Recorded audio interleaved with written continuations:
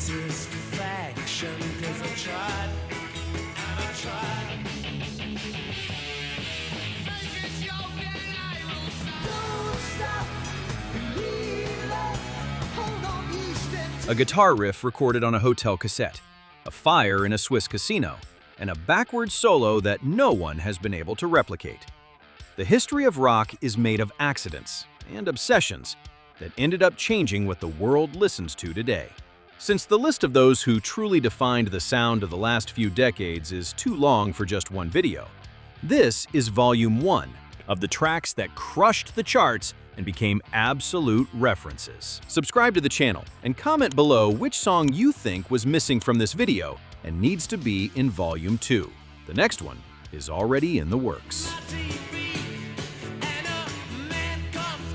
The Rolling Stones were on an exhausting US tour when Keith Richards woke up in a Florida hotel with a riff in his head.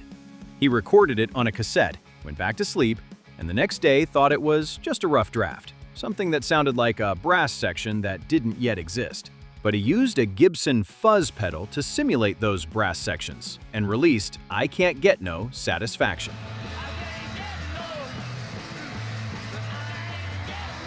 A song that defined rebellion, that became the anthem of a frustrated generation, that put the Stones on the same level as the Beatles.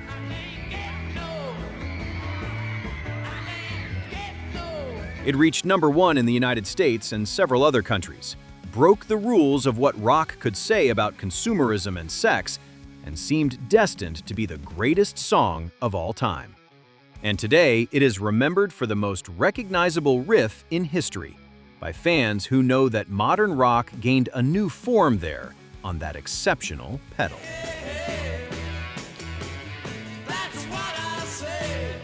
Black Sabbath had finished recording their second album, but the record label said they were missing a short song for radio. In 20 minutes during their lunch break, they wrote Paranoid, a 2.5-minute banger with a heavy mechanical riff unlike anything anyone had heard before.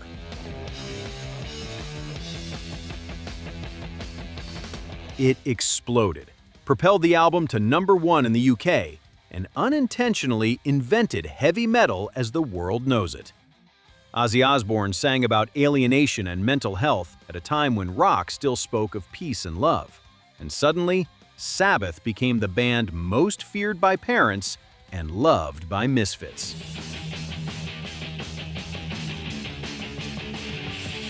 And today, Paranoid is treated as one of the cornerstones of the genre, while the album became an absolute reference point for fans who know that every heavy band that came after owes a favor to Tony Iommi. Scottish band The Marmalade released Reflections of My Life, a melancholic ballad with a perfect chord progression and a guitar solo recorded backwards that is pure art.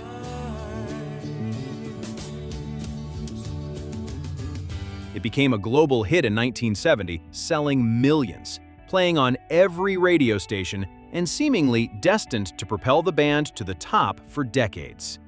But the song was too profound, too sad for the disposable pop of the time, and Marmalade never managed to replicate the same emotional impact.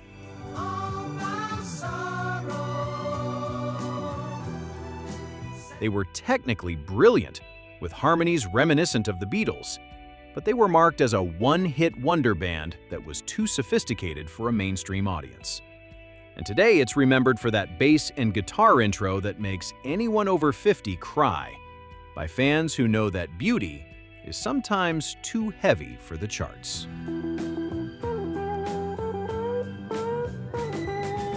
Deep Purple went to Montreux, Switzerland to record in a casino.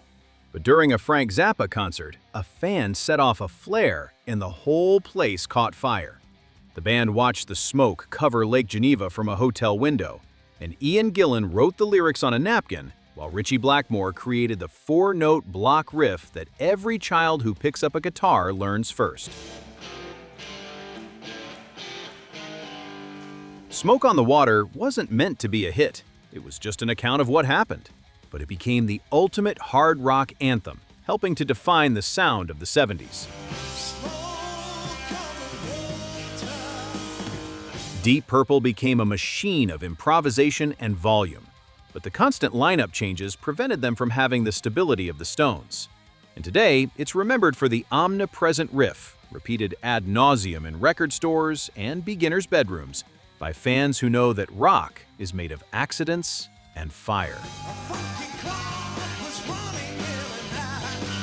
Journey releases Don't Stop Believin', a song with an unusual structure, holding the chorus almost to the end, featuring a striking piano and Steve Perry's incredible vocals. She took the midnight train going anywhere. It's a hit, but not their biggest at the time, and Journey remains a giant arena band that critics love to hate. But decades pass, the song becomes the official anthem of new beginnings, of bars, of series finales, and transforms into one of the most consumed songs in rock history. Don't stop believing. It transcends genre, becomes a symbol of hope, and seems destined to play at every wedding and graduation until the end of time.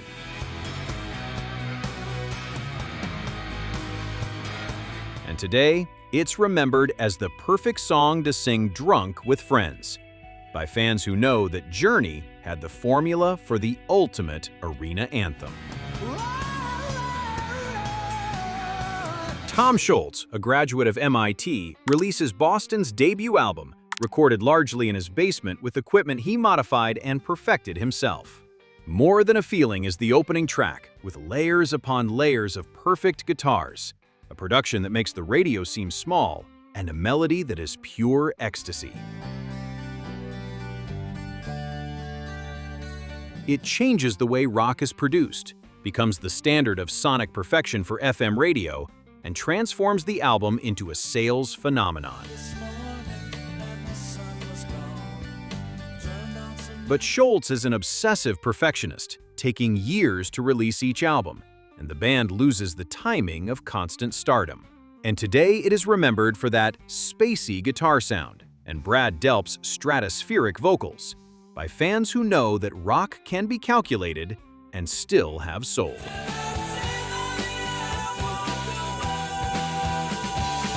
These are the 6 songs that rewrote the game and prove that rock isn't just about luck. But the list of those who defined the rules is long, and Volume 2 is already in the works, with Queen, the Beatles, and more anthems you know but never knew the real story behind them. Subscribe to the channel and comment on which song was missing from this list. See you in Part 2!